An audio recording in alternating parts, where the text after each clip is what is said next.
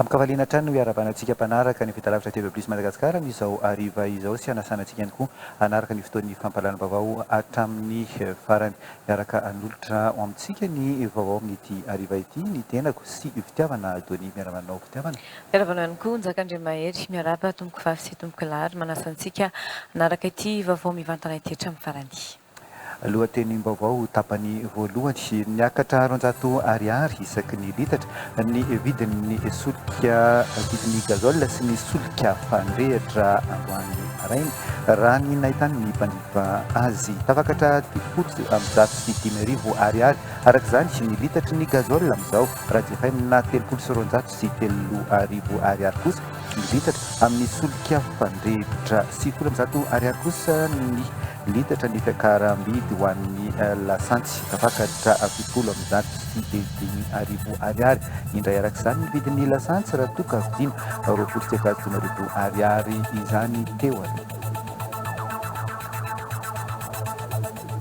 Fiakarana amin'ny volana Mey no hita teo amin'ny vidin'ny solika omaly izay raha tombanana hidina kosa izay vidin'ny solika izay manomboka ny volana Jona. Efa tokony ahazatra ny mpanjifa ny fivavahan'ny vidy solika isam-bolana araka ny efa nambarany ministry ny angovo sy ny akorana.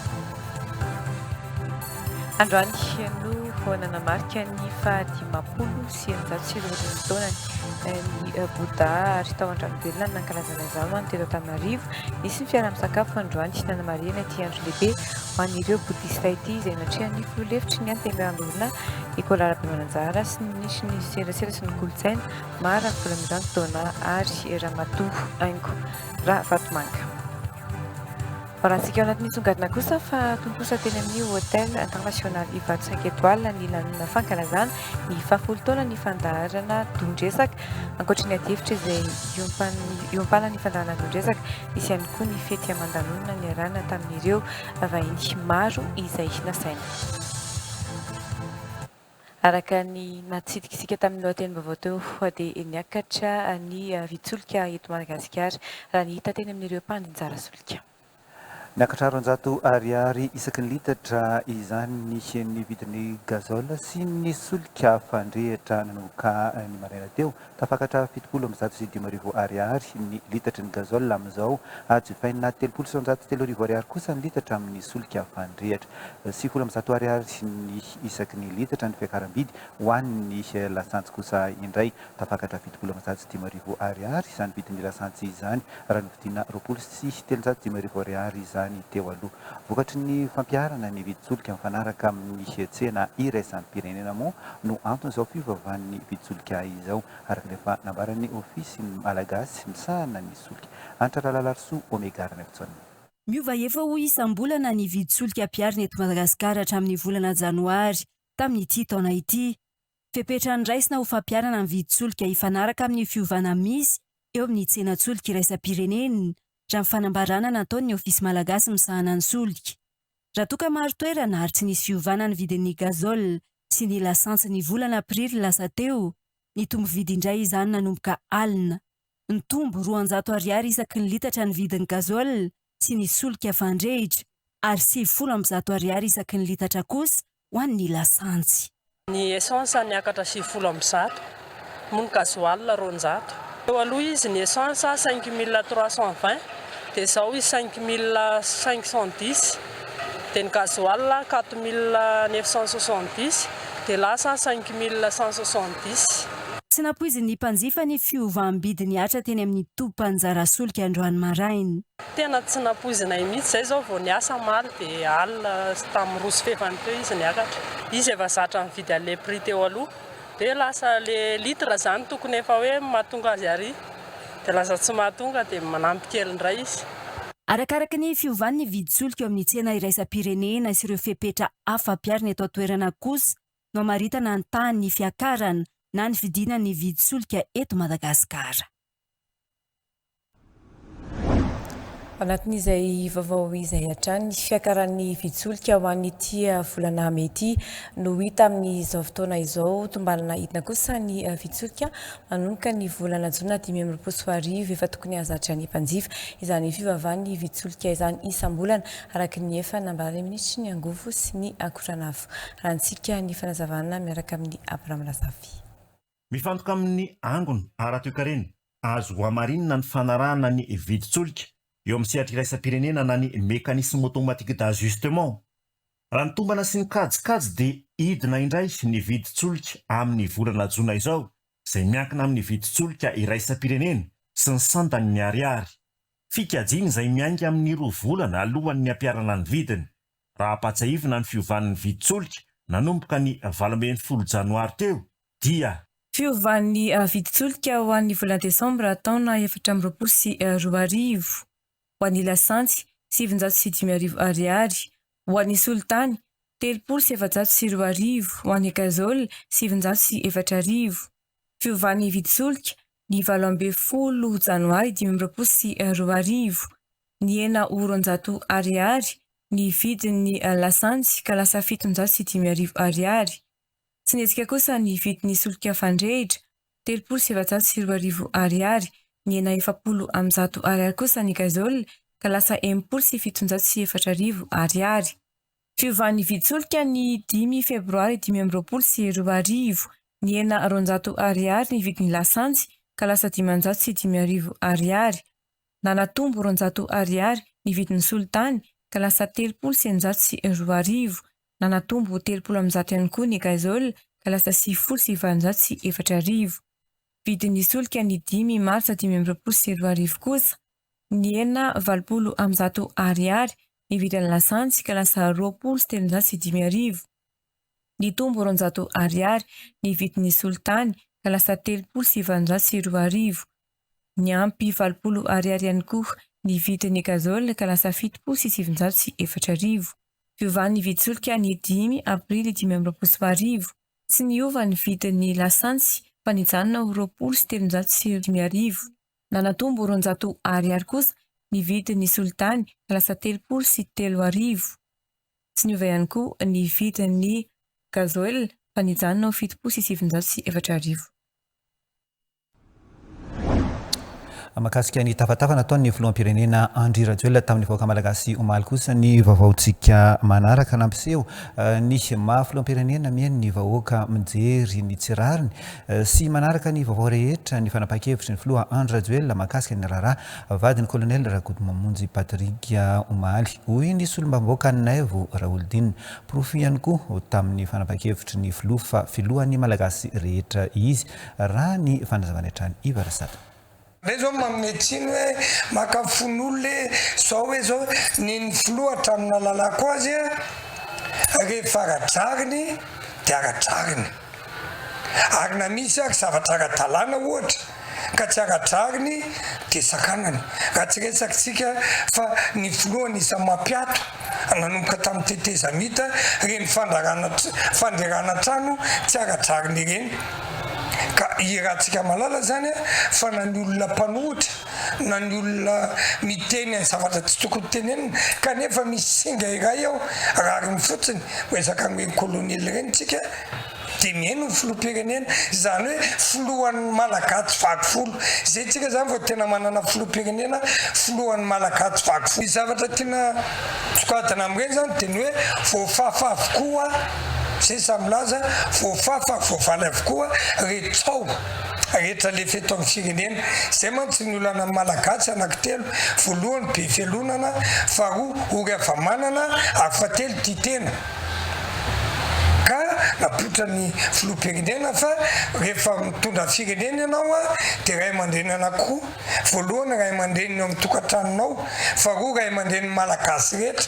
Malalaka koa zany ny zanaka malagasy rehetra amin'ny fandarana satria nopofony filoham-pirenena fa tsy hoe kosa hoe rehefa latsa filoham-pirenena n'olona ray a de very ny zoan'ny zanany raha nasomy firenena izy tsy hoe rehefa latsa député raha olodinina de very ny zoan'ny zanany rehefa latsa député izy na ianao mpanao gazety tsy hoe rehefa latsa mpanao gazety ianao de very ny zoan'ny zanakao tsy mahazo mianatra fanaovan-gazety na tsy mahazo mianatra zavatra rehetrarehetra avidinitsika zany de tsotrany hoe nampazava tamin'ny malagasy ny zavatra tena marina averinao hoe tena marina eto Madagasikara iny nentin'ny filoham-pirenena iny araiketiny de velombolo sy manana fanantenana trany tsy hoe fanantenana vaovao intsony fa fanantenana trany ny vahoaka malagasy.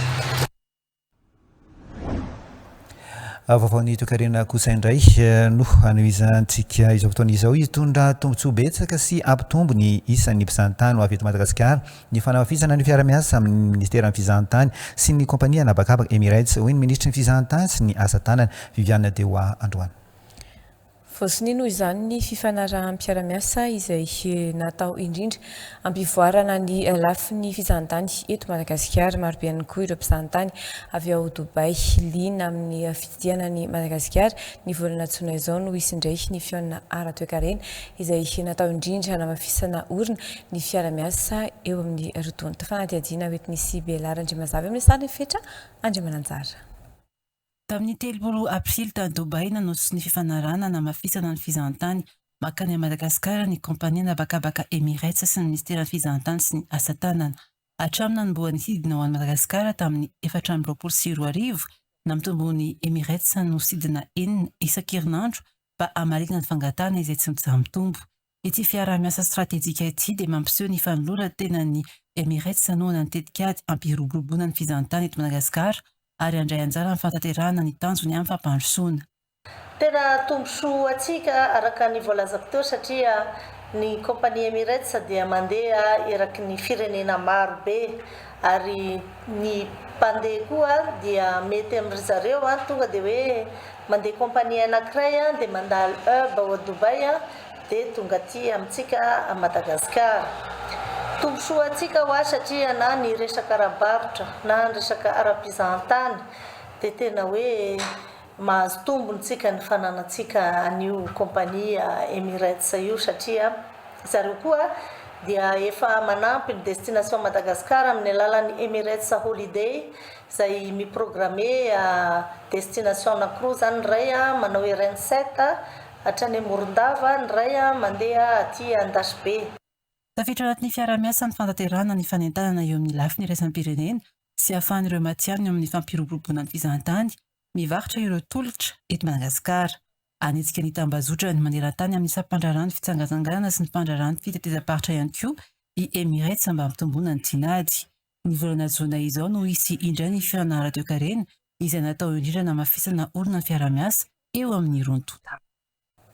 Vaovaon'ny toetrandro kosa indray ho betsaka kokoa ny rotsak'orana any amin'ny morontsiraka Madagasikara hatramin'ny rahampitso. Misy ny rindran-drahona na front izay mitoetra eo afovoan'ny atsinanan'ny nosy ka miteraka ny fabetsahan'ny rotsak'orana. Ito kosa ny fidinan'ny maripana ho an'ny afovoan'ny atsinanana sy ny atsimo atsinanan'ny nosy amin'izao fiandohan'ny herinandro izao raha ny tomban'ny fohy be famantarana ny toetry ny andro. Eliza Herman.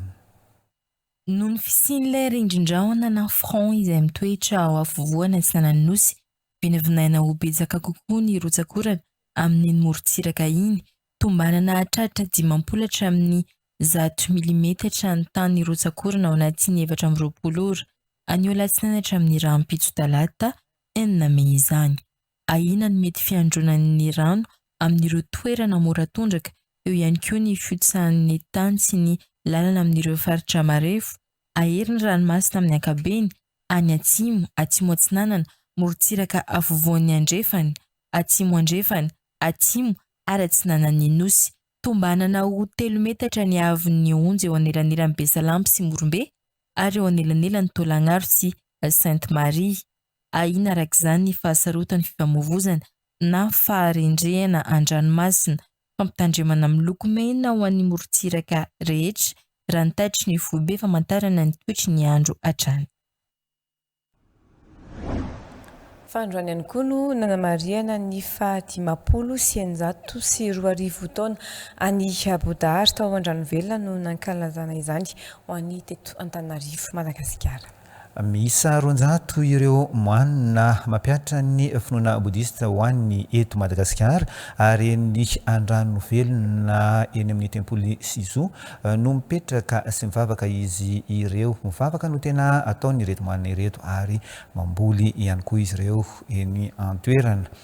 Nisy ny fiaraha-misakafo androany nanamariana ny andro lehibe ho an'ireo mpino boudiste ireto izay natrehan'ny filoha lefitry ny anteny Mirandolona Nicolas Rabemananjara sy ny ministra ny serasera Mara Volamiranty Dona ary ihany koa Ramatoa Aingo Ravatomanga. Nisy ihany koa ny fampisehoana niarahana tamin'ireo moine tao an-toerana androany nanamariana izany andro lehibe izany. Zo Rabajon sy Ismail Ranjendraviniaina no mitatitra antsika izay vaovao izay. Tanàna lehibe sady manaraka ny fenitra amin'ny trano any Chine, ny trano ipetrahan'ireo moine aty Andranovelona. Tsy mivoaka fa ato amin'ity tanàna ity izy ireo no monina. Ny taona 1924 no nananganana ny trano sy ny fiangonana. Androany no nanamariana ny fa 504 taona nisy ny finoana Bouddha ary isany nanamarika izany ireto moine eto amin'ny Xizu Temple eto Andranovelona ireto. Ny maître lehibe indrindra amin'izy ireo no tsena ny fahatongavan'ny lefitry ny anteny Mirandolona Nicolas Rabemananjara sy Aingo Ravatomanga teto ampatongavana.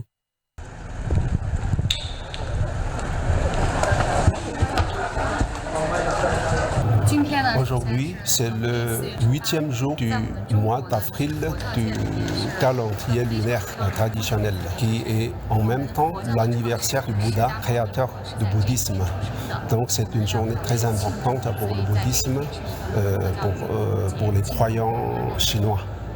Voatonga teto nisy ny fiaraha-misakafo tamin'izy rehetra ary tsy mihinana hena izy ireo fa legioma sy soja no tena betsaka. Solaina avokoa ny moine na ny lahy na ny vavy, izay no fomba ary izay no mampiavaka azy ireo. Nous sommes à peu près 200 personnes ici, donc tous les jours nous pratiquons le bouddhisme. À part les activités religieuses, des légumes pour notre repas végétarien, nous faisons des sports, pratiquons aussi la musique, diversification de nos activités. Nisy kosa avy eo ny fitsidiana ny église na ny Xizu Temple, misy antanatohatra ny fiakarana amin'ny fiangonana ary ao amin'ny rihana faharoa no tena fivavahana izy ireo.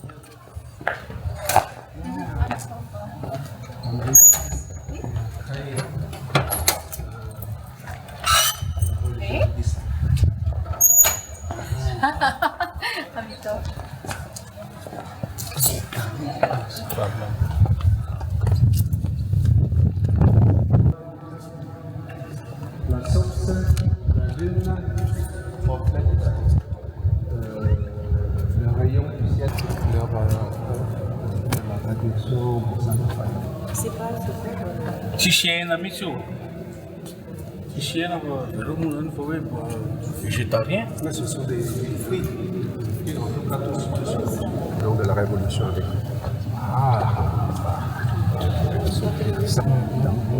les Chinois ont quitté la pauvreté. Celle-là, c'est le Bouddha, c'est le nom. On amène.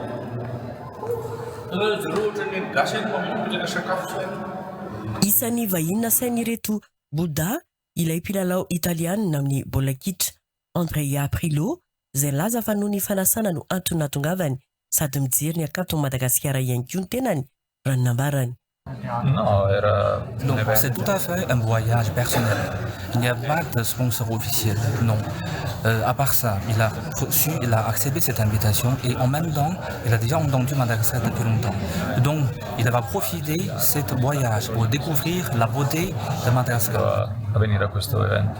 Nofaranana tamin'ny fampisehoana mozika izay notariny lehiben'izy ireo ny lanonana androany eto amin'ny trano fanaovana fampisehoana izay tena manaraka ny fenitra tokoa raha ny rafitry ny efitrano.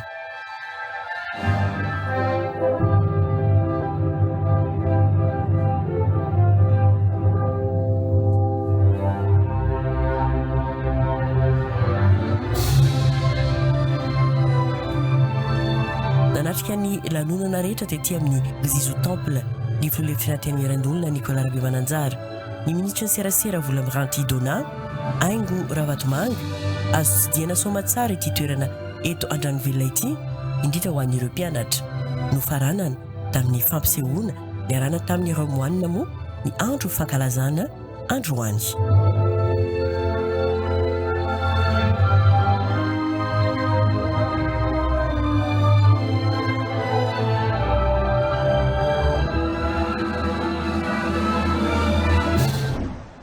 Manasana kosa izao anaraka ny resabe.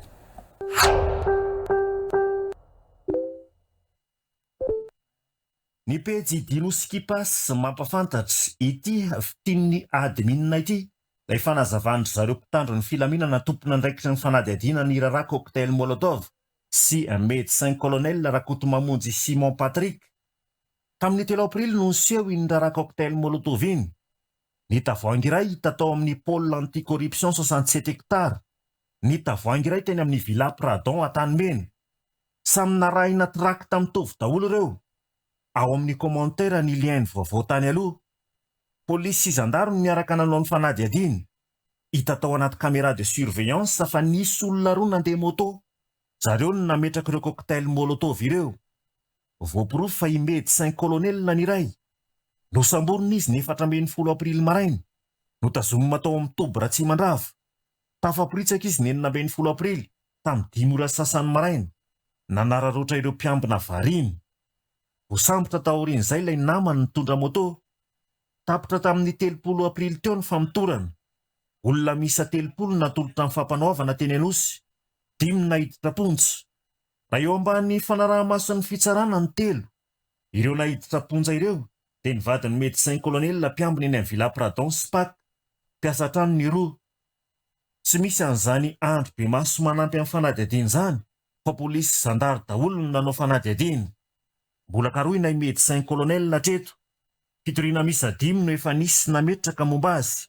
Nisy olona nokasiany tanana sy nanaparany fahefana. Ity ny teny famaranana avy amin'ireo tompon'andraikitra ny mpitandro ny filaminana. Manantitra izay mpitandro ny filaminana fa tany tandalana isika ary tsy andefitra manoloan'ireo fiantsina sy fandrangitana ataon'ny olombitsy entina anakorontanana ny saim-bahoaka. Ny vondrona vaovao malaza eto an-toerana sy any ivelany androany mampafantatra raha vadin'ny kolonely Patrick Rakotomamonjy navotsotra avy eo am-ponja androany maraina tamin'ny 7 ora sasany. Mipetraka amin'ny fanontaniana hoe inona marina izany ny antom-pisiny sy antom-piasan'ny fahefanara-pitsarana. Baiko midina mampisambotra sy mampigadra. Baiko midina mamotsitra. Ny pejy commune Anosy zato andrefana mampafantatra fampahafantarana ny ora fanamafisana ny double voie sens unique.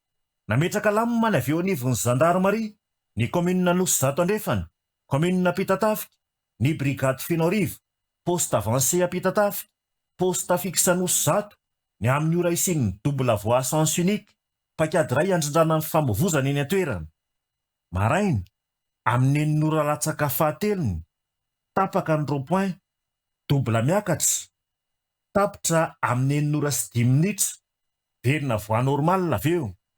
Amin'ny enina sasany latsaka 5 maraina, hatramin'ny 7 ora, double miakatra, mivaly double midina avy eo, tapaka eo amin'ny Jovena Atandrokomby, 10 minitra max. Amin'ny 7 ora sasany maraina ka hatramin'ny 9 ora maraina, double miakatra ary mivaly double midina. Amin'ny 10 ora latsaka fahefany maraina, double miakatra dia mivaly midina ihany.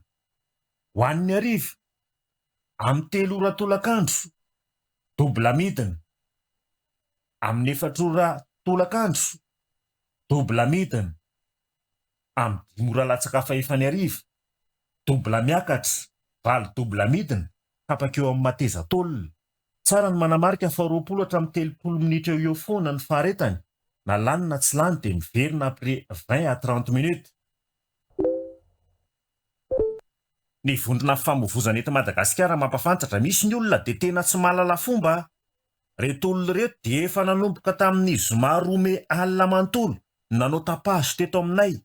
Ity vidéo ity dia efa ny sabotsy tamin'ny 10 ora maraina. tsy niala teo zareo raha tsy efa nitabatabaina. Alefa ho fon mihitsy ny hira, sokafana ny kapô, dery zareo mivoaka ny fiara. Fiara telo zareo fa tsy mba misy na olona iray aza na vita ny teny hoe batovy ambanimbany fa tsy eny atokotantsika ane tsika. Ny hira mandeha amin'izay efa nyteo ihany ny teo. Ny bafy lefa midesanta raha tsisy ilavana azy intsony. Ny fiara manetrika. Tena tsy mba fay mihitsy mahita reny aksidao reny satria dia mitondra fiara na dia efa mamy be ary ka mampiditra andro ny hafa fotsiny. Rehefa tehirevo dia sotroiny tokanareo dia manaova mamy be fa tsy ilaina manakorotana ny hafa. Rehefa te hoerahoera amin'ny toka dia ndana makany amin'ny bara luxe dia vidio mihitsy izay toka lafo indrindra fa tsy aty amin'ny arabe no misekoseko. Raha te hira mafy be sy te handiha dia ndana makany amin'ny boaty fa reny misokatra na hatramin'ny 5 maraina sady mamisy dikany tsara ny zavatra enony. Tsy azonareo an-tsaina mihitsy hoe misy olona mipetraka ane manodidina anareo e. Ahoana raha any aminareo no anaovana an'ireny? Izay manokana misy tsy salama, misy zazakely, misy olon-dehibe, ny trano mifanila aminay misy maty. Aoka zava fa teto zahay, ary eto dia mbola tsy aleto fa tanànanay ty ary tsy maintsy mahasarotina anay. Ny pejy Dinoskipasy mampafantatra. Anizandray rety AKM misy balaenina sy pilety tiry lanitro. Nampiasain'ny mpakakeriny izy io tany amin'ny commune Soalazaina Ambatondrazaka tamin'ny alina Sabotsy Fomaly. Ny fampitifitra tamin'ny zandaro ireo mpakakeriny ka roa lahy sy ray vavy maty. Ny pejy Dinoskipasy mampafantatra. Lehilahy iray mpanao cache-point andeha hody no tafian'ny jiolahy 3 lahy ny Sabotsy teo tao Begavo 1 Ambanja. Nitondra basy ny iray tamin'ireo olon-dratsy, nitifitra vetrany, vokany, voa mibala teo amin'ny sorokavanana sy ny sokan'ilay mpanao cache-point. Voaroba ny vola 2 tapitrisa ariary sy finday 3. Ny pejy Rajonina Marino mampafantatra. Trondro vaventy be iray no azo mimpanjony roalahy tany amin'ny fahadranon'maso be malefika nandritry ny alina. Nentin'izy ireo nody tao an-tanàna io maraina io.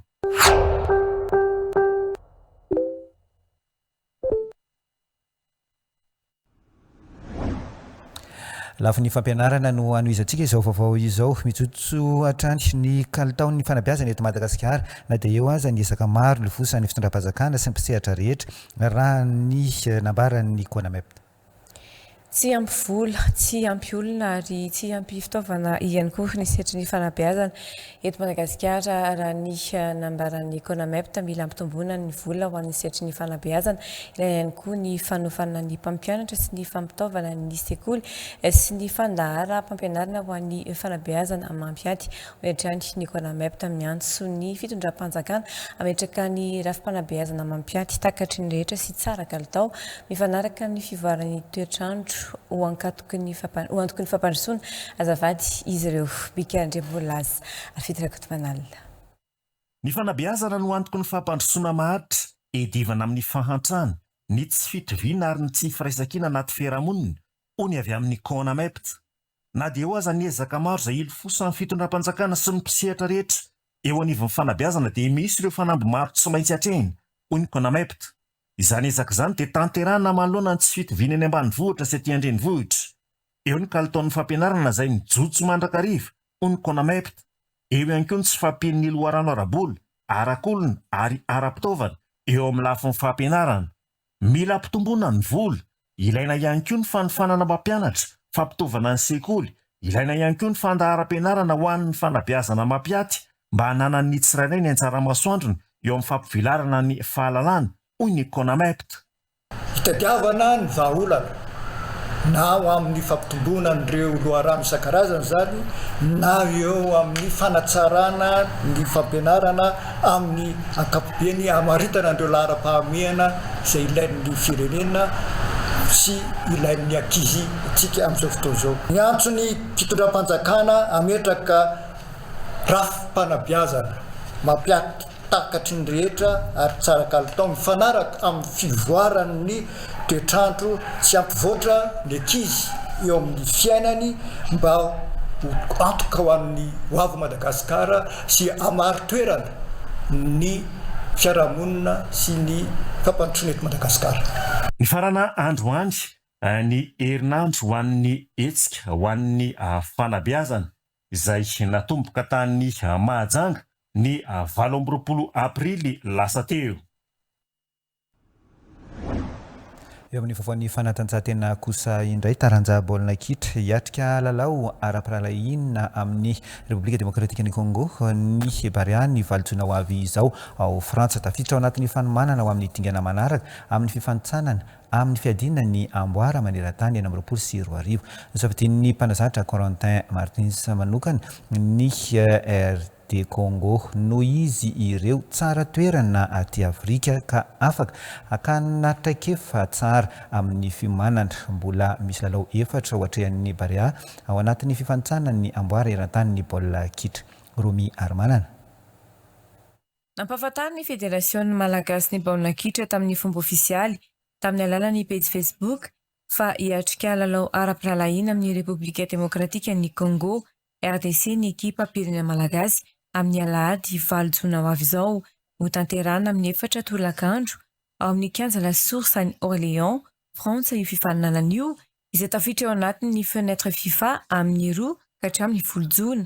Ity lalao ity tena atao fanomanana ny Barea amin'ny andro manaraka amin'ny fifantsanana ao amin'ny fiadina ny amboara eran-tany ny taona 2024. Tamin'ny voalohany, ny kasa ny anatontosa lalao ara-piralahinina faharoa tamin'ny 4 Jona ny FMF saingy tsy nahazo valiny ny taratasy fangatahana ka tsy tanteraka izany. Noho izany, nisafidy ny hanao lalao tokana ny mpanazatra Corentin Martins saingy amin'ny fanoherana ny ekipa matanjaka sy manatraikefa. Tanjona ny ampiofana ny mpilalao amin'ny lalao farany amin'ny volana Septambra sy Oktobra. Ezekilan'izay dia tsikisendra ny safidy ilalao amin'ny RDC. Araka ny filaharan'ny FIFA tamin'ny 3 Aprily lasa teo dia ilarana fa 20 maneran-tany sy 20 aty Afrika izy ireo raha toa kosa laharana fa 15 maneran-tany sy 20 aty Afrika Madagasikara. Raha jerena ny tantaran'ny fionan'ny roa dia mazava fa nanana tombony ny RDC. Lalao 5 no ny fandonana tamin'izy ireo, iray ihany no azon'ny Madagasikara tamin'ny Oktobra 2024, iray no ohatra. Zatra fifaninana goavana ihany koa ny Republika Demokratika ny Congo efa nandrombaka ny amboaran'ny Afrika indroa ny taona 27 sy 17 tamin'ny kanina 13 saika tafiditra tamin'ny 3 voalohany izy. Ho fanomanana ity fiona ity, mikasa ny Novety Madagasikara i Corentin Martins amin'ny fiandohany ity volana mety hijery akaiky ireo ilalao mendrika ho tafiditra ao anatin'ny ekipa pirenena. Raha ny toy ny lalao ataon'ny Barea kosa ao amin'ny fifantsanany mondial dia ifandona amin'ny Centrafrika ny Barea amin'ny 10 Septambra andro 7, avy eo hilalao amin'ny Tchad amin'ny 9 Septambra andro 9. Ny lalao faha-5 sy faha-10 kosa dia eo amin'ny Comore sy Mali amin'ny volana Oktobra. Ity fiona ara-piralahinina amin'ny RDC ity noho izany dia mitana andraikitra lehibe amin'ny fanomanana sy ny fanamafisana, ny firaisan-kina sy ny fatokisantena ny Barea. Hoarantsika indray izao ny vaovao tapatapany. Taorin'ny fahalasana ny tompo-kilasoja Jean-André Di Calette, filoha nasionaly ny antoko liaraiky ny volana Jolay taona 2024 lasiny, dia ndroso tamin'ny Kongresy Nasionaly tao Amboasary Atsimo ny antoko liaraiky mahatsapa ireo mpikambana amin'ny antoko. Fa misy fahabangana tanteraka ny antoko liaraiky nandritra izay volana maromaro lasa izay ka voatery ndroso tamin'izao Kongresy Nasionaly izao. Nandritra ity fotoana ity ihany koa ny irosoana tamin'ny fanavozana ny birao vaovao mandrafitra ny antoko liaraiky ka lany maro nandritra izao Kongresy izao filoha nasionaly ny antoko tamin'izany. Andriamatoa Raovelson fanomezana Israel sekretera nasionaly kosa. Ramatoa Mizavoirana Anika ny liaraiky dia midika hoe iray lalana ka nivoatra ihany koa taorin'ny asa mbomeratelo nandritra ny Kongresy fa ny antoko liaraiky dia manohana sy miaradi amin'ny fitondram-panjakana ankehitriny sy ny vinanasany. Ankoatra olo manakaja nasaina dia tonga nanotrona izao Kongresy izao koa ny solotena avy amin'ny antoko TGV sy ny antoko maintso solotena ny Brofoibe. Nankalaza ny 20 taonany ihany koa ny antoko liaraiky ny zoma roa teo tao Amboasary Atsimo. Ny antoko politika liaraiky dia tsy miova fa manohy sy manamafy ny hevitra ny matimatesan'ny filohampanolona azy. Ny tompokilahy Sodraza André Di Calette izany. Ny antoko liaraiky dia manomana tsy ampiambambana sy ankitspo ny fitondrana misy amin'izao izay tarihin'ny filohan'ny Repoblika Andrinirina Rajoely. N'olotra hevitra ho ankatoavin'ny fivoriam-ben'ny komisiona dia ny antoko mijoro faritra mivoatra firenena mandroso. Ireo no lohahevitra notapahina nandritra ny fivorian'ny komisiona. Tonga eto amin'ny fotoana ny voambolana indray arsika izao.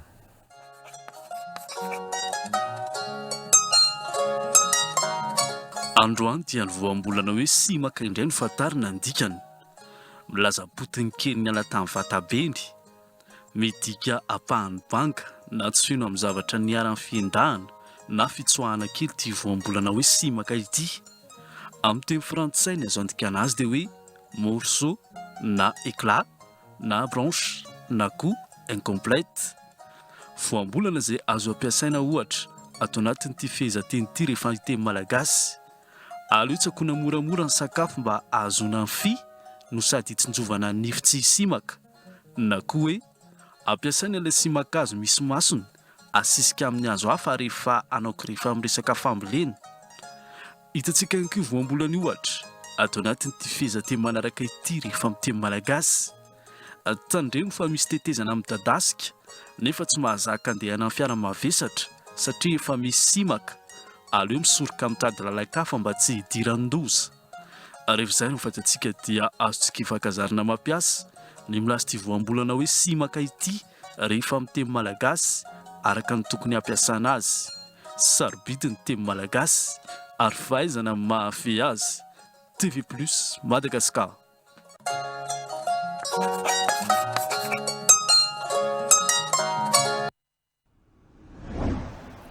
Andendray arsika izao anaraka ny eo ara hoe bijouterie ravaka mividy volamena, manao ny asa rehetra momba ny volamena sy volafotsy. Magasin Nouveauté Béorique Box 3 Antanarena ambany pharmacie Pergola. Norolotra ao anao.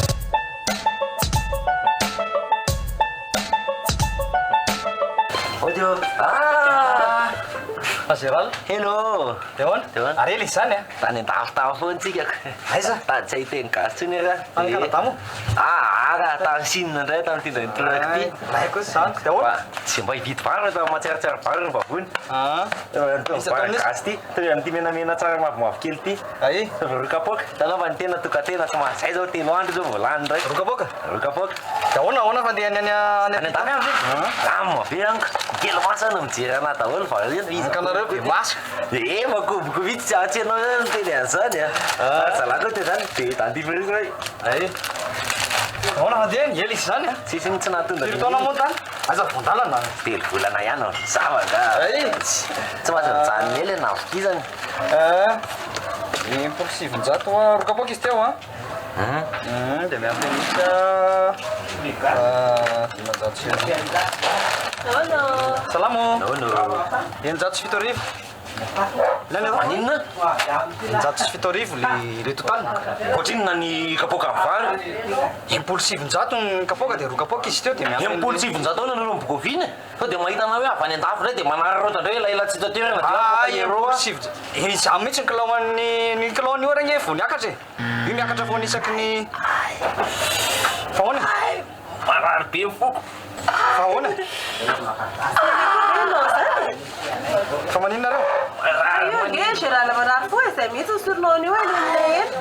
Anaova an'ilay savony aloha za amin'ilay ngezana. Fa maninona reo? Mipetraha aloha sao dia mihina rano na ohatry zany? Ataovy savony amin'ilay ohatriny? Amin'ilay lehibe anankiroa. Fa tena tsy reo ty vidiny etan'ity ngadalisa sa mahita ananasy reo iko 3 arivo. 3 arivo na anankiroa am'ty 500 arivo. 3 arivo ahoana kosa fa tena fampanararotana kosa raha zany a. Tsisy fanararotana zany io. Fa kumana ave vidy ronzato sy arivo dia lasa 3 arivo ahoana indray ny anankiroa zany. Anakarana tapoka mihitsy nareo. Io miakatra daholo na vary. Na vary na menaka ny ninona. Menaka koa ve? Menaka efa niakatra zao. Nareo kosa tena manararoatra loatra sa io to dia makatombo. Tsy vidiny any amin'ny akalolena zany. Zao lasa ohatriny. Io makolika io. Efa-jato sy 3 arivo e. Ai, fa maika manindrona be indray ato anahenao an'ilay izy teo. Ka zay mihitsy mividy ny akanay azy amin'ny grossiste dia zay tsy maintsy hanaovanay anazy atiako zay ve hamono antoka amin'ny. Makatombo mibe loatra fotsy nareo e. taty avoakely mihitsy ranga zany mampatahotra be sady mampatahotra mipetraha aloha avoakely ranga zany facture fangalana tsisy facture ahoana fa mila jereny zany ko makatobo dista ahoana le grossiste afaka anay tsisy an'zany zany hoe le grossiste fangalana ahoana de grossiste ndray zany menatsiny fa tsy da lisy pakat ka io ny entana kosa tsy maintsy miainga vary alavitra be ary de mbola misy frere ohatrany angalanareo an'izy fa ty kosa angamba tena efa tena io a le grossiste roa arivesaky ny kilao kosa be tombony alainareo angamba nanay efa tena dimanjato sy io raha nga miakina am'izay vidiny entana angalanay anazy any zany tombony aminareo amin'io zao roapolo angeny isa-kilao angeny alaina amin'ny roapolo rehefa asorona ny transporteur zany tsisy tena marina zany tsisy isa zany menatsiny amin'io grossiste samy menao asa za menatsiny tsy grossiste menatsiny fa zay misy le vienna fa tena anao vadika balahazo fa tsy pointsy atsony ty nga masaka balazo ry tompony andraikitra mba jereo ifotony fiakaran'ny vidiny entana eny an-tsena fa andraikitra reo izany ry mpivarotra mandehana fahamarinana coupé dans la boîte ventilé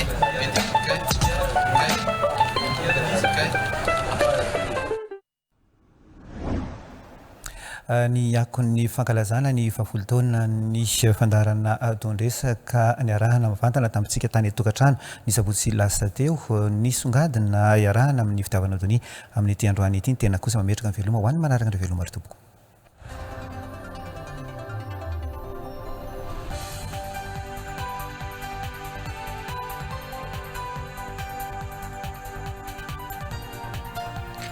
Zay indrindra tao anatin'ny fahombiazana tanteraka no nankalazanay ny fahafolo taona ny tondresaka iny izay mifanitsy amin'ny fahaenina amby roapolo taona ny TV Plus Madagasikara tontosa teny amin'ny hôtel international Ivato 5 étoiles ny lanona fankalazana ny fahafolo taona ny fandaharana tondresaka izay vokarin'ny sampany fampalam-bavao ny TV Plus Madagasikara ankoatry ny ady hevitra izay iompana ny fandaharana tondresaka dia nisy ihany koa ny fety aman-danonana izay niarahana tamin'ireo vahiny marobe tonga teny antoerana rahantsika ny famidina izay fankalazana izay tamin'ny enin'ora ariva no efa nanomboka tonga ireo vahiny namaly ny fanasana ho amin'ny fankalazana amin'ny fahafolo taonany dondresaka lanonana niavaka na tamin'ny endrika ivelany tamin'ny haingo nirahana tamin'ny décoration rianala sy tamin'ny seho an-tsehatra narafitry ny cool concept event amin'ny mahafandaharana dondresaka azy nisy ny adevitra tamin'io fotoana io loha hevitra roa izay mahakasika ny andro fahatelo me izay natao ho an'ny fahalalan'ny asa fanaovan-gazety sy ny loha hevitry ny tsy fandriam-pahalemana no voaresaka général teo dia mampiseho fa ny lisansa rehetra araka ny statistika izay ampelantanana nivoaka ny taona 2024 makany aloha dia mampiseho fa betsaka ny radio sy ny télé 739 izy marimarina kokoa ndre mahatota le généraly 570 ny radio 169 ny télé izay ny betsaka amin'ireo raha ny tena marina dia hainao manjery amina foronam-pivavahana fa tsy hanam-panao politika akory ary vitsy tamin'ny enin'ora ariva no efa nanomboka tonga ireo vahiny namaly ny fanasana ho amin'ny fankalazana amin'ny fahafolo taonany dondresaka lanonana niavaka na tamin'ny endrika ivelany tamin'ny haingo nirahana tamin'ny décoration rianala sy tamin'ny seho an-tsehatra narafitry ny cool concept event amin'ny mahafandaharana dondresaka azy nisy ny adevitra tamin'io fotoana io loha hevitra roa izay mahakasika ny andro fahatelo me izay natao ho an'ny fahalalan'ny asa fanaovan-gazety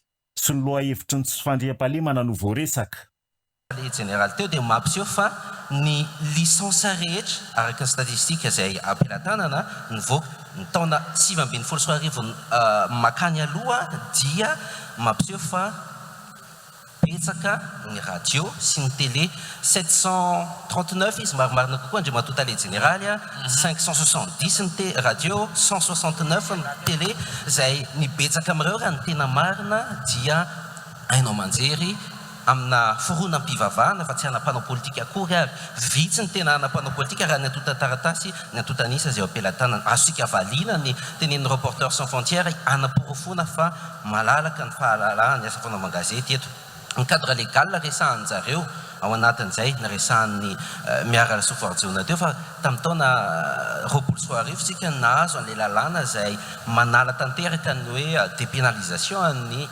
tontolo ny asa fanaovan-gazety ny resahana teto no ozy ny reporter sans frontière hoe ao anatin'io lalàna io dia misy ny possibilité fanakatonana hainao manjery fa izao fitondram-panjakana izao nanomboka tamin'ny taona 2024 hatramin'ny androany tsy mbola nanakatona hainao manjery na iray ary no ny mety hoe tsy fitovikevitra na no ny mety hoe adosoana tao anatin'ny tontolo ny asa fanaovan-gazety betsaka ny média dia miteny WhatsApp sy Facebook zao toriana miakatra fitsarana ny tompony satria everiny ny rafitra miahy izany fa tsy afaka manatsafidy ny olona satria misy zavatra mify azy ao ka raha ohatra gropy anankiray misy karazana média folo gropy anankiray misy karazana média folo ka misy emprise économique ao dia mialatsiny fa tsy malalaka izy zay dia mety misy itendraitsika hoe tonga any andray mato secrétaire général hoe misy itendray hoe manana daholo ny antoko politika mpanohatra dia mialatsiny koa fa mbola tsy malalaka ihany koa zay zay tsy malalaka zay tsy afahana miteny hoe malalaka raha misy an'izay satria inona ny antony amina tsy ny fisiana mpanohatra sy pombo no atao hoe malalaka fa nafahan'ny olom-pirenena maheno karazana hevitra karazam-baovao voapirofo sy mitombona midikan'izay raha mbola anantoko politika raha ny média anankiray dia mialatsiny fa tsy sahanakihana mihitsy ny tompony izy hoe misy ny fahalalana eto anjarany tsirairay no mandray azy arak'izay andraisany azy ohatra amin'ireo radio na télé na WhatsApp koa moa ianao dia hoe mety misy voasambotra satria misy olona ny mialokaloka ao anatin'ny compte fake manompa olona mitsikera olona vao omaly zao misy nangalatra ny compte koa ampiasainy anaovana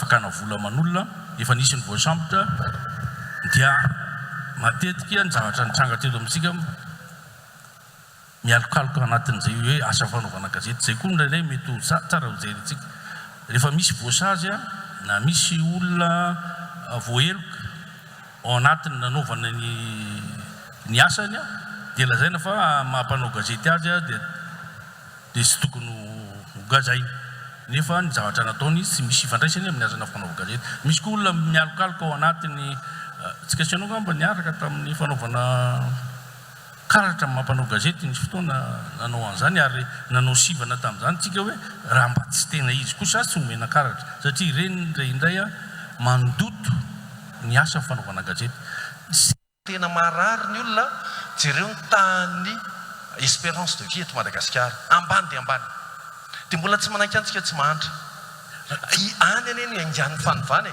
raha ohatra zany tsika tsy hanaiky an'ireo ataoko hoe zavatra standard fa hiteny hoe zay critère araka ny teny namana teto hoe amorona critère vaovao tsy afaka hivoatra tsika ka raha ohatra tsika hitady fivoarana izay le mahatonga anay miteny hoe ny politika amin'izao dia politika tsy fanompona olona tsony fa politika fanompona vina dikan'le manompo olona mantsy dia ity toanana foana le olona ary na misy tsy mety ary dia tsy tenenina zay ny mahatonga ny tsy fivoarana eto amin'ity firenentsika ity tsy indray tsy indroa za tsy miteny anareo rerina hoe ny amin'izao na rovina ny fanompona olona tompoko nefa misy zavatra tsy mety no fototra mifahantrany eto amin'ity firenena ity fa zany fijeriko azy le resaka fandriampahalemana ohatra ny teritery teknika be zany dia manahirana fa rehefa enoko le olona miresaka eto resaka filaminana zay tsy anana ny vazaha tsy haitsika mandika azy satria iny azy ny sécurité dia zay fa ny itsika hafa ny fandriampahalemana hafa ny filaminana ka tsy hoe rehefa fandriampahalemana dia zay fotsiny ny resaka fa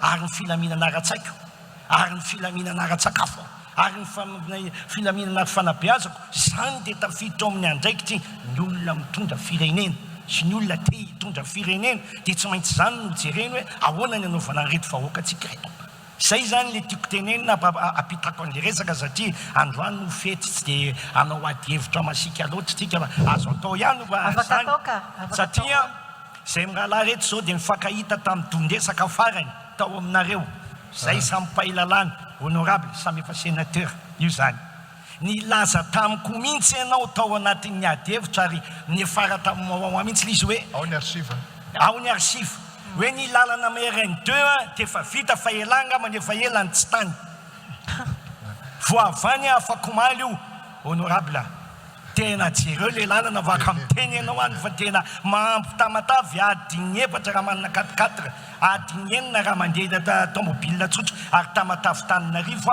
adiny 12 vao tonga aty aiza le lalana namboarina izay tsy mety zay tsika nge hiaraka namboatra zavatra ny tanjony karaha fitanao dia tsy afaka milaza amin'le vahoaka hoe mbola tsy vitany le lalanao zany tsy fanenjehana fa tena niaina koa mihitsy zany matoa amin'ny teny an'lizeto ary resantsika amin'ny rahalahy tamin'izany fotoana izany za mangataka anao ataovy mafimafy ny feo fa tonga zao ny fahalalahana amin'ny fanekevitra andao amboarina ny lalana tompo fa mbola tsy vita mahakasika an'izany atao hoe fandriam-pahalemana izany tafiditra tao anatin'izany ny namoatsika an'ireny atao hoe ZDS reny zone de défense stratégique rehetrarehetra eraky ny faritra ary izany dia anehoana fa misy ny politika ary misy ny fandrindrana azy nisy tao anatin'izay ny fanovana rafitra raha ny tafika ohatra no resahanao dia niova ny rafitra eo anatrehan'ny tafika izay ahafahana miimpliqué bebe kokoa ao anatin'izany atao hoe fandriam-pahalemana izany ary indrindra moa raha miresaka sécurité nationale ianao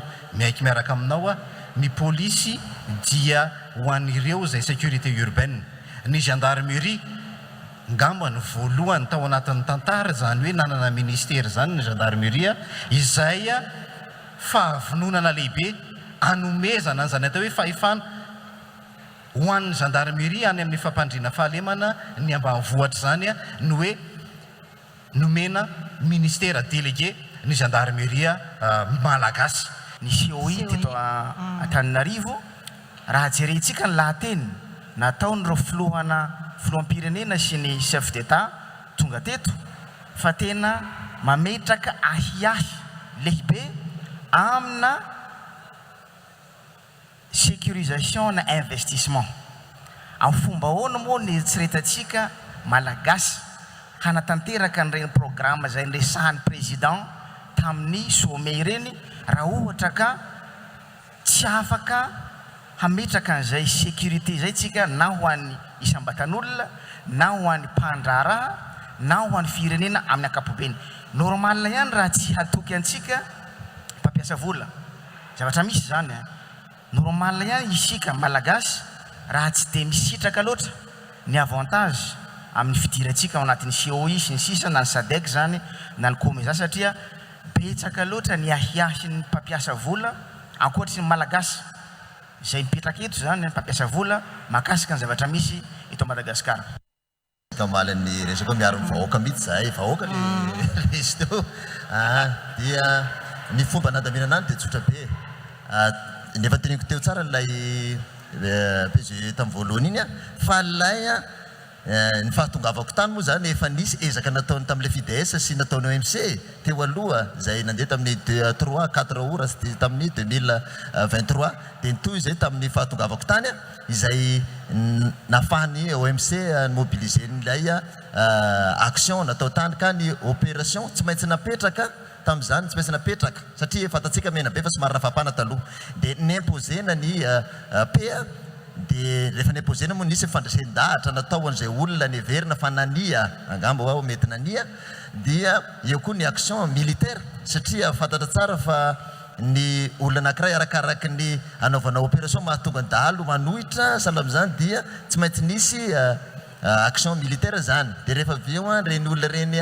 lay nania nisy le ny lavolefina tsy niova fo fa ny lavolefina ny teneniko teto ka zay tafiditra anatin'ilay procédure pénale zay encours zany dia naterina any amin'ny tribunal talaka zany fa rehefa nijerena le izy dia ny gendarmerie moa zany ny groupement mena be dia tsy nijanona fotsiny amin'le hoe fanamborana sy le atako foana fa raha ny tena mission gendarmerie raha jerentsika dia ny article 1er décret sur le service décret numéro 63 253 du 9 mai izay milaza tsara fa ny tanjona ny asan'ny gendarmerie no miaro ny vahoaka sy ny fananany fa tsy asan'ny gendarmerie zany hoe tanjona iombonana io na ianao manidy varavarana dia tanjonao zany ianao manitsaka frein amin'ny arabe tanjonanao zany fa ny tena asanay dia hoe veiller la sûreté publique liana tamin'ny loha hevitra ihany koa ireo mpanatrika ary tsy ny salasala ihany koa naneo hevitra mikasika ireo loha hevitra ireo za tsy hiteny hoe délit des eaux io na délit des travaux na tralala io zava-volombelona mitenako amin'ny joro fa iary manandray be nanao ny asany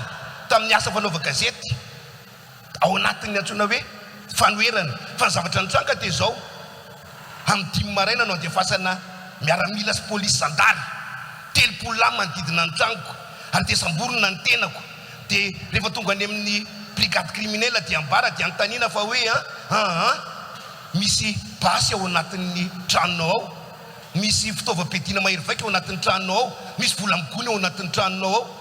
Kravaty raha tsy voavidiny arifidina manandray be. Kiraha ny arifidina manandray be raha memezan'ny olona fa mankataparaky.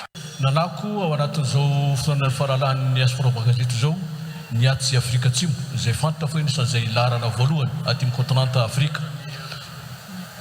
Secrétaire général ministère ny serasera apetrako amin'ny fanontaniana misesika ve ataon'ny ministère ny serasera sy ny kolontsaina manoloana izay fananana masina momba ny Aspirova Gazety aty amin'ny kontinanta ny Afrika raha lasan'ny Afrika Atsimo ny larana voalohany. Soratompo.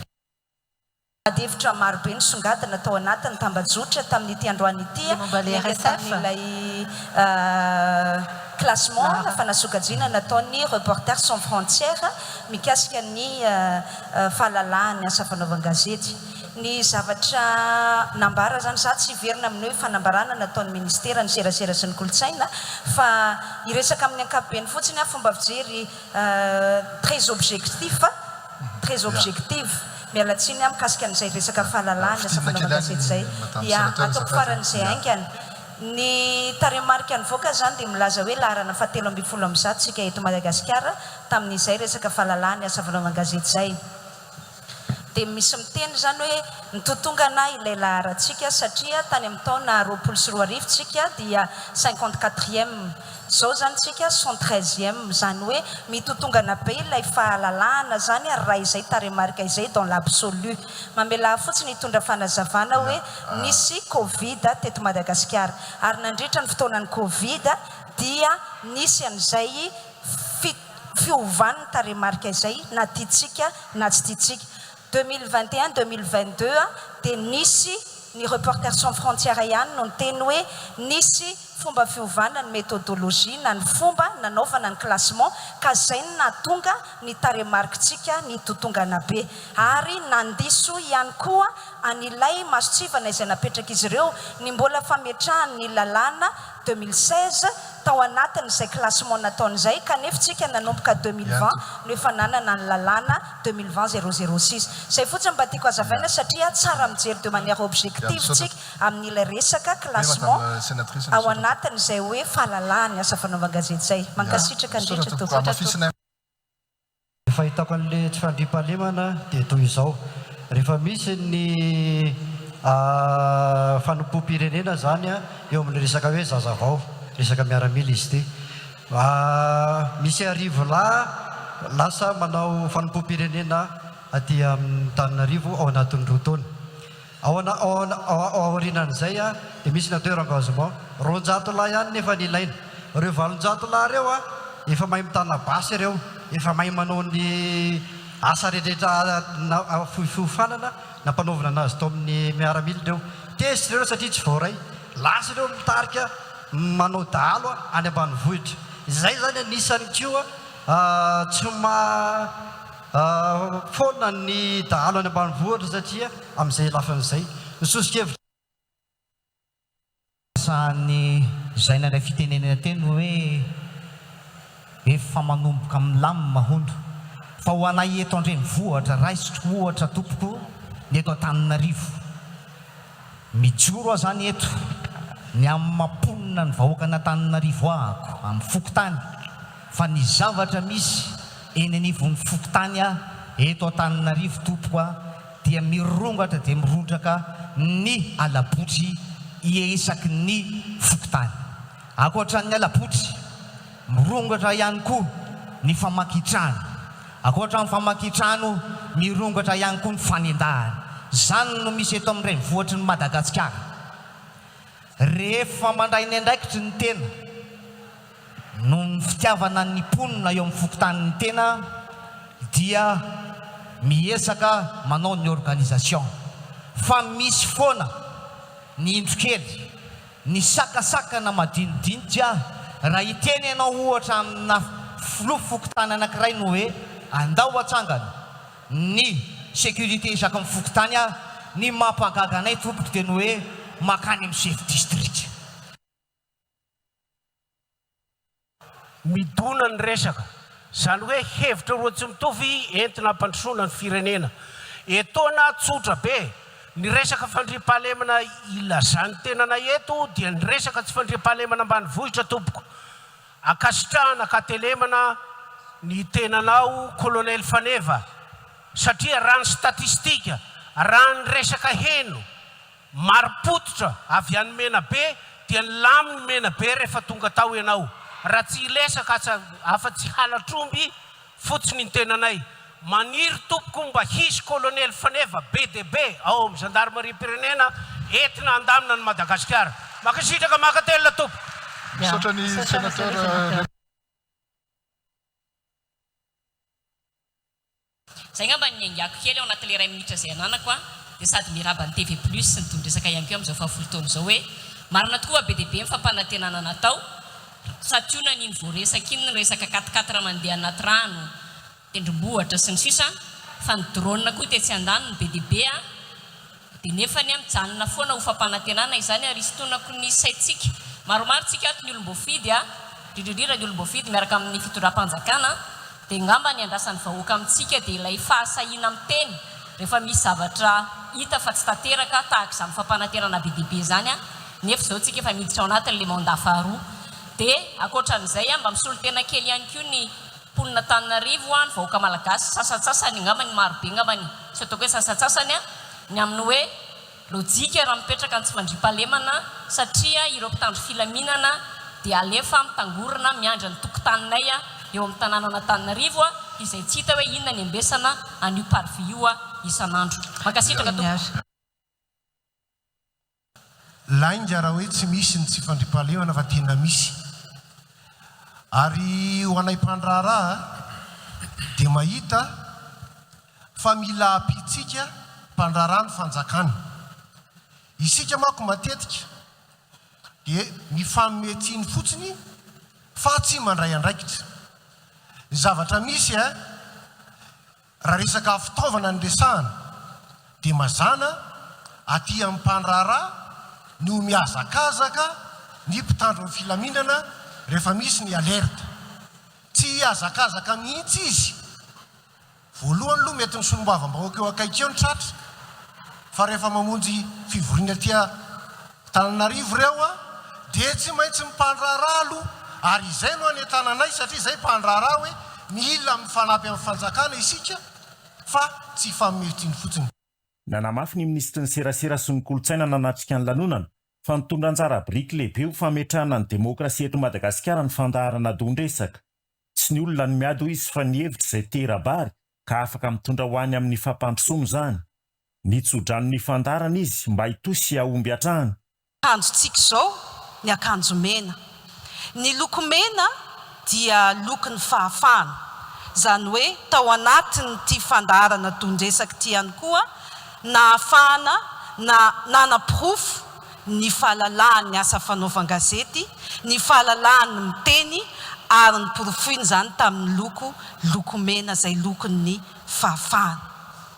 Dika izany fa ny dondresaka folo taona dia nahitantsika afatra maro, afatra ny fihavanana, afatra ny fanajana ny sotoavina izay ao anatiny ihany koa hoe nahitantsika ary teny malagasy ranoray zany hoe ny kolotsaina ihany koa tena ampiroboroboany ity fandaharana ity. Eto dia miarahaba ny dondresaka tratry ny folo taona. Mety raha ohatra ka amin'ny taonan'ny olombelona dia zaza efa mahay mandeha izany, zaza mianatra zany ary mbola zaza mieritreritra ny andeha lavitra kokoa amin'ny ho avy. Mirary ny dondresaka hahatratra indray ary mitsodrano anareo aleo alasana hahavita indray ny folo taona ho avy. Nanamarika ny lanonana ny fanapahana ny mofomamy izay namboarin'ny La Meringue. Taona nanamafisana ny fisaorana sy fampizarana ny mamy ho an'ireo vahiny rehetra. niana dia efa be dia be ny tenenina teo nitsodranao anareo mianada vita 5 taona manaraka indray manao anniversaire fa tsy atao isa-taona dia amin'ny 10 taona amin'ny 20 taona indray manaraka ingany samy ho lava velona daholo na ianareo mpanonotrona na izahay ato amin'ny TV Plus ho lava velona aza dia miakatra loatra amin'ny manao tondresaka tono tsara no fo fa izay no mitaiza ny vatantsika ho ela velona.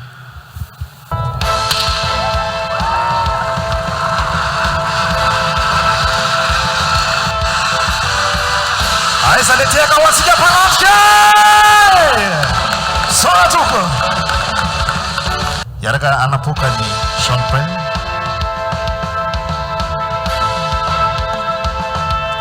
mino fa rehefa mipoka dia miaraka mioraka kositsika mba ho fankalazana ny fahafolotona hitondresaka isa roajelo aiza le orana toko. Fety aman-danonana nirahana tamin'ny sakafo Anne-Petro ataon'ny traiteur Boutamark nanohizana ny fiarahana teo ambany fanetana ny sanda mozika.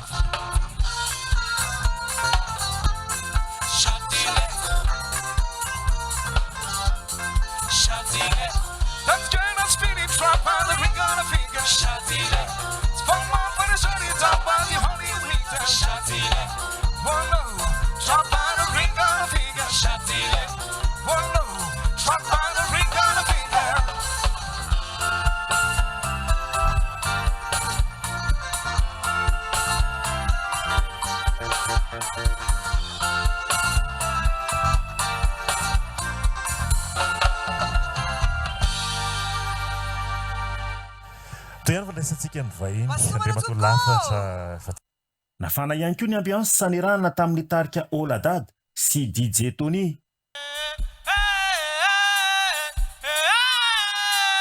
Anareo atao farany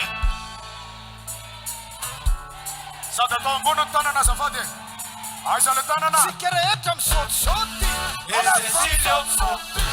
Cecilia papany rano masina aninano sabitomany Cecilia Cecilia papany rano masina aninano sabitomany Cecilia Cecilia papany rano masina aninano sabitomany Cecilia Cecilia papany rano masina sika rehetra misaotisaoty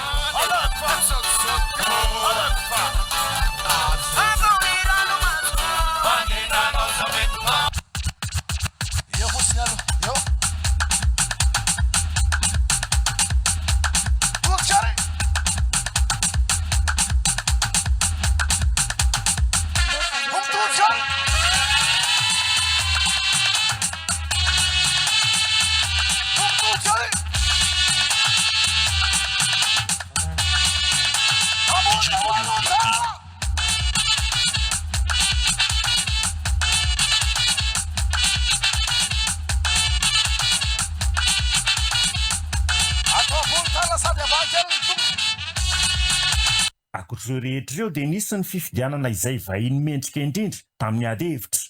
Mangarahara no nanaovana ny fifidianana nataon'ny mpanaraka tao amin'ny pejin'ny TV Plus ka i Paolo Raolonarivo sy ny solomavim-bahoaka Lantra Kotomanga nahazo ny voalohany. Ny nahazo ny ataontsika hoe ny ady hevitra tao anatin'ny izay tondresaka izay sy be no nifidy azy tao anaty tambazona serasera Facebook ho an'ny sokajy vehivavy. Asatsika mpanajana Lantra Kotomanga tompoko amena tiaka izy tompoko lasy tompoko vavy ametsika tiaka mafy tsara mihitsy izy satria dia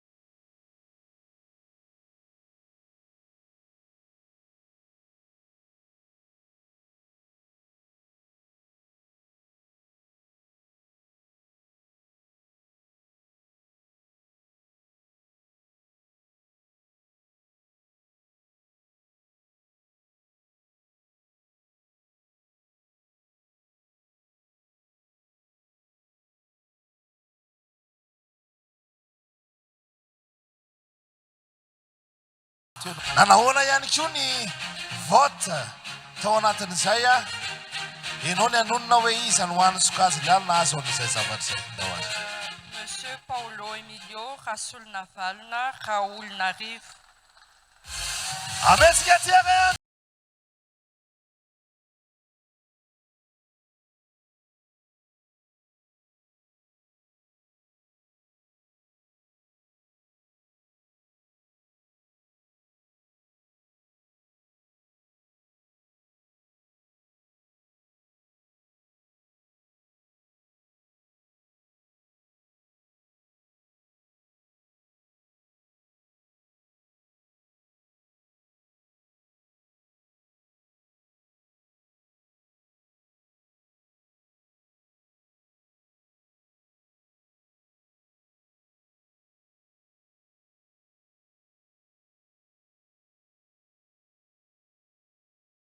Andriamanitra ray mefanjavatra rehetra misaotra ny Allah akbar satria totosa zao fahafolo taona ny dondresaka zao misaotra ny mpifidy misaotra ny mpikarakara dia misaotra ny tsy nifidy ihany koa satria izy ty moa kilalao ary amin'ny mahakilalao azy dia ny mandeha tsy obiana ny resy koraina ary raha voafantako hoe nominé ny tenako dia ny TV Plus mikarakara azy dia voafantako fa fividianana mangarahara dia tsy maintsy zany hahazo azy ka dia azo izy ty dia isaorana anareo isaorana antsika rehetra za natotosan'izay mafaroa. Folo taona ny vita ary mbola hitohy hatrany ny ezaky ny ekipan'ny TV Plus Madagasikara izay tarihan'ny filoha le jeneraly Nicolas Rabemananjara hanome ady hevitra avo lenta hetsika matianina ho an'ny mpankafy.